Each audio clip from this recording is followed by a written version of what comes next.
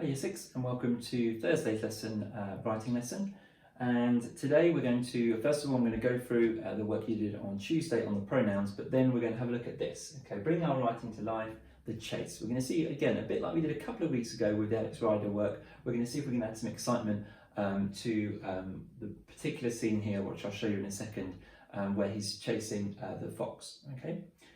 So we'll be using lots of different techniques to do that, and I'm going to show you an example, a not so good example and a better example to see which is better and why. Okay, so let's have a look first of all at Tuesday's task. So I'm going to put it up a bit here so you can see it a bit better. So hopefully you had a go at this. I've changed some of the words, I used some of the words on here. The young villager threw his fishing line hopefully into the tiny pond. It could surely not contain many fish, but he had little choice. Okay, the it's there refers of course to the pond. The fledgling, again I used the word from down there, had been sent by his family to bring them back some food. He did not want to let them down. All of a sudden, the inexperienced child's wire bobbed up and down in the water. A catch. He reeled in his fishing line only to reel the tiniest of fish. This tiny catch would not feed him, let alone his family. Again, I've changed some of the words there as well, like at the end there, to reel the tiniest of fish. This tiny catch. So that this tiny catch is of course talking about the fish. So I don't want to use it because I use the it somewhere up here. It's about the pond. So maybe, again, think about how you can creatively change those pronouns to make it interesting. Okay? Right. Good, that was Tuesday's work. Let's move on to today's work. So the chase is on. I'm going to show you now the particular part of the video that we're going to look at today. So here it is.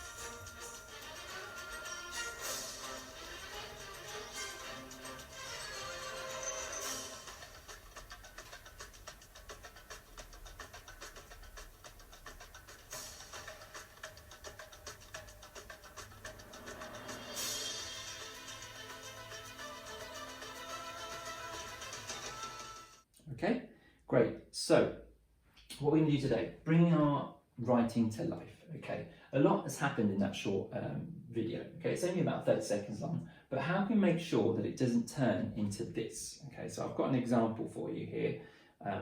Fancy effects. I'd like you to have a look at. Okay, so again, I'll put it up so it's a bit bigger so you can read it here. The boy jumped over the basket and chased the fox. The fox went through the bush. The boy did not follow straight away, but then he decided to chase the fox. He crawled through the hole and got his foot stuck on a vine. He then got free and carried on chasing the fox. The fox ran into a tree trunk and the boy jumped on top. He waited for the fox to come out the other side. Then the fox surprised him and came through the other side and jumped over the boy's head. Now, I remember from year 2, this was the kind of thing that we saw. And actually, I'd be quite pleased if you wrote something like that in year 2. But we can obviously do a lot better than that. Now we know about, again, pronouns and lots of the other techniques we've learned in year 6. We can make our writing 10 times more interesting, okay? So as you can see here, we've got an awful lot of repetition, okay? A lot of those pronouns are used the same again, and it almost sounds like a list, doesn't it? Okay, and when we're writing, particularly writing a story, we've got to remember why we're writing a story. It's for an audience, isn't it? Okay, so we've got to make it interesting. We've got to make the reader care about the characters and care about why they're doing things, okay? But we're not going to do that with a simple list of events, and that's basically what this is, isn't it? Okay, so have a look at this next example, and I'm going to put it up big so you can see it. And I'd just like you to have a little think and give yourself 30 seconds just to write down anything you see which is an improvement, okay? Any techniques you can see that I've used in this improved version, okay? So I'm going to put it up now, okay?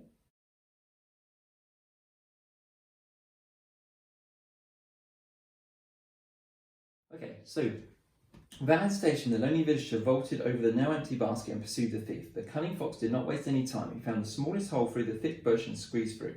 The chasing youth stopped. Was this worth the effort? One look over his shoulder back to his village and it was decided. He could not come home empty-handed. Crawling along on his belly like an inelegant snake, he slowly slid through the dark, twisted tunnel, feeling more alone than ever. A tangled vine grabbed at his aching leg. Scared, he pushed on regardless, and soon he was ready to carry on the chase. Okay, so you can see again, it's just that lot more interesting, isn't it? Okay, we've used lots of different techniques, and again, I've highlighted some of them in purple here. From fronted adverbials, okay, we've also kind of up-leveled some of our, instead of jumped over, okay, vaulted over the now empty basket. And again, even instead of saying the basket, the now empty basket, you're referring back to something that's happened before. Again, giving reader that kind of connection between what's happened before and now. Pursued, again, instead of chase, we've just, again, up-leveled the verbs there.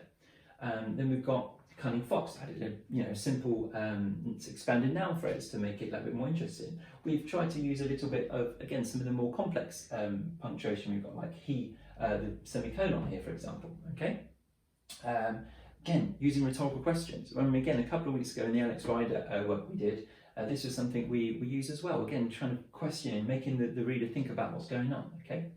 I like using these sometimes. The chasing youth stopped. Again, a short sentence, kind of impact, stopped. Okay, it's almost onomatopoeic, stopped. Okay. One look over his shoulder, back to his vision, and it was decided he could not come home empty-handed. Again, you're giving him like a kind of the reason to chase the fox. And there was, if you watch the video carefully, there is a point where he's thinking about whether he chases or not, and he looks back and he sees his village, and he doesn't want to let them down, so he carries on. And we've let the reader know through that sentence, whereas we didn't before when we did the simple list. Okay. So those things are very important to give him the reason why he's chasing the fox, okay? And again, you've seen crawling along on his belly like an inelegant snake. I'll use a simile there, okay? He slowly slid, again, a bit of alliteration, through the dark, twisted tunnel, feeling more alone than ever. I've used a dash there, and that dash at the end of the sentence for a bit of impact, feeling more alone than ever. Again, just adding that kind of bit of emotion to how he's feeling. Tangled vine grabbed at his aching leg, a bit of personification there, okay? It's not really grabbing at his leg, but it feels like it.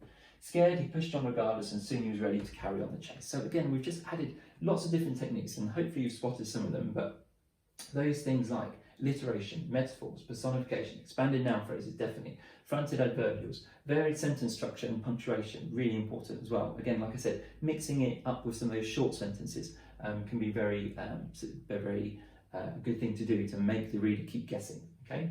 So, what I like basically you to do is have a go for yourselves, okay? Rewatch perhaps the chase scene there, just have a go, it doesn't need to be too long. Again, we're talking about perhaps this time like a detailed paragraph, just trying yourself to explain and make it as interesting and make it as exciting as possible, that chase scene, okay? You've seen the video, now it's your turn to write the story, okay? Can you make it interesting? Can you write a short paragraph, but detailed paragraph nonetheless, to really capture the reader's imagination, okay?